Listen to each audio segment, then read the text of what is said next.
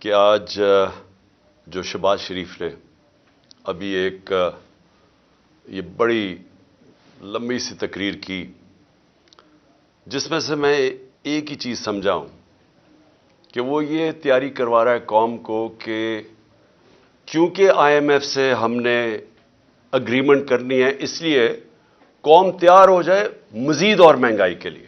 مجھے یہی سمجھ آئی ہے اس کی، باقی چیزیں جو بھی ہیں وہ تو ان کے اوپر بات کرنے کا کوئی فائدہ نہیں۔ اصل بات یہ ہے کہ آج شہباز شریف قوم کو کہہ رہا ہے کہ مزید اور مہنگائی کے لیے قوم تیار ہو جائے۔ میں سب سے پہلے سوال شہباز شریف سے پوچھتا ہوں کہ کیا آپ کو پتہ ہے یہ سوشل میڈیا کا زمانہ ہے؟ اب جب بھی جو بات کرتے ہیں تو اب ایک ایسا زمانہ آ گیا ہے کہ ایک دم وہ آپ کی پرانی تقریریں اور آپ کی جو بھی آپ نے پہلے لوگوں سے وعدے کیے ہوئے ہیں وہ سب ایک منٹ میں وہ نکال کے سامنے لے آتے ہیں۔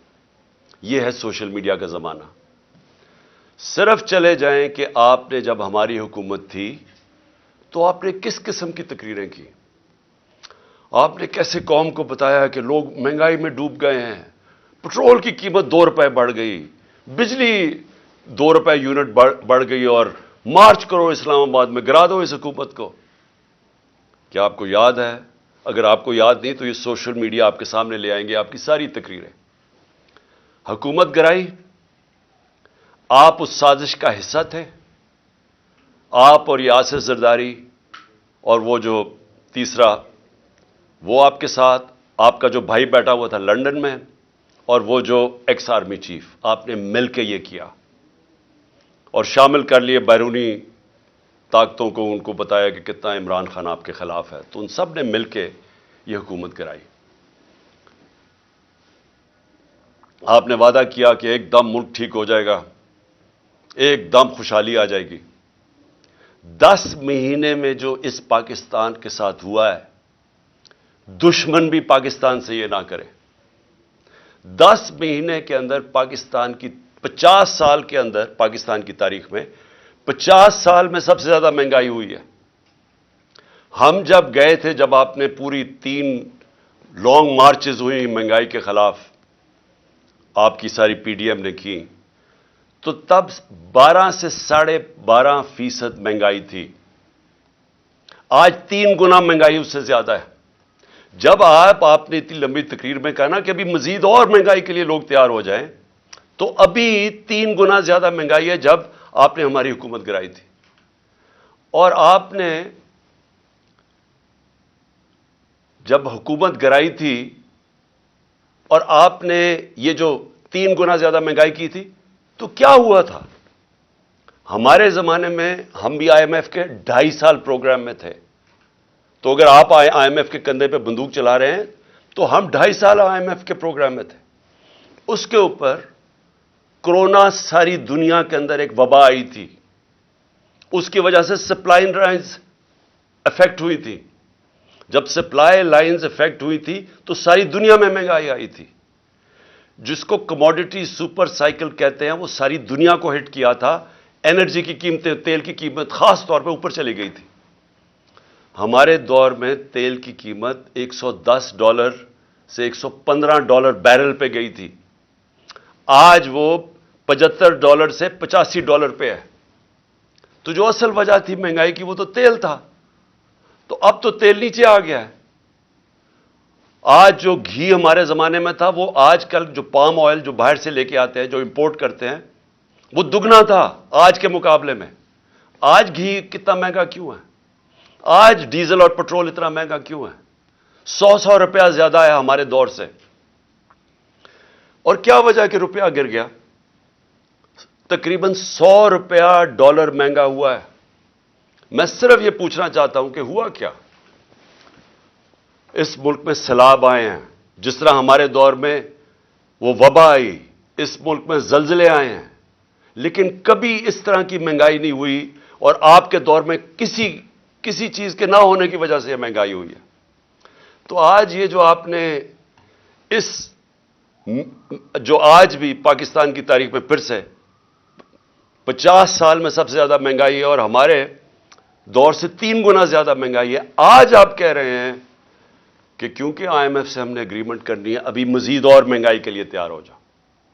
اور پھر یہ جو سارے لوگ آپ نے بٹھا کے یہ عوام کو یہ تیاری کروائی تھی مزید اور مہنگائی کی, تو میں سمجھا کہ آپ بڑا کوئی فیصلہ کریں گے.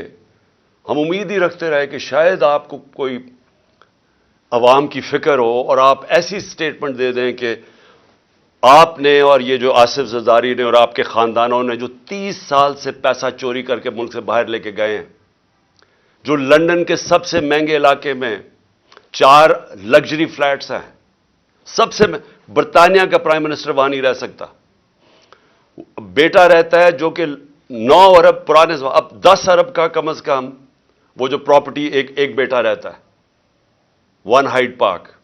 باقی ان کے بزنس انٹرسٹ ہیں, ان کے بینامی پراپرٹیز ہیں, زرداری کی بینامی پراپرٹیز ہیں, 30 سال سے ملک سے پیسہ چوری کر کے باہر لے کے جا رہے ہیں.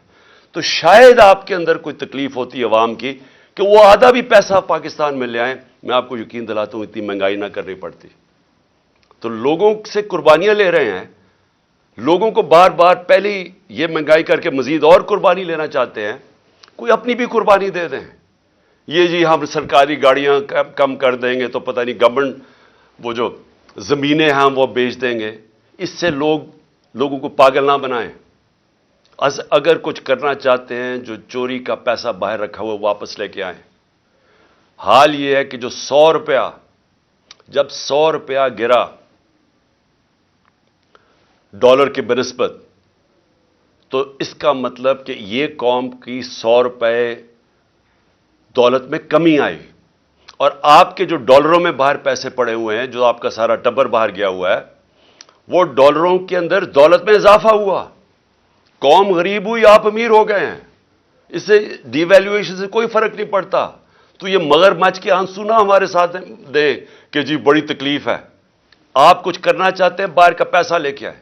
اور آپ نے کیا آ کے 1100 ارب روپے کے کرپشن کے کیسز اپنے NRO2 لے کے ختم کیے. 1100 ارب روپے کے.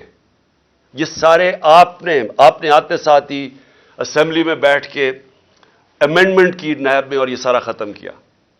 اور لوگوں کو کہہ رہے ہیں پھر کہ جی آپ مزید اور مہنگائی کے لیے تیار ہو جائے.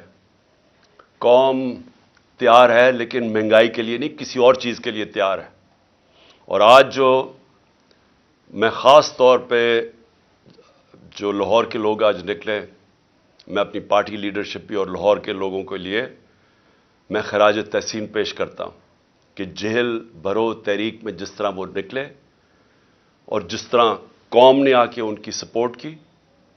میں قوم کا آج لاہوریوں کا شکریہ ادا کرتا ہوں.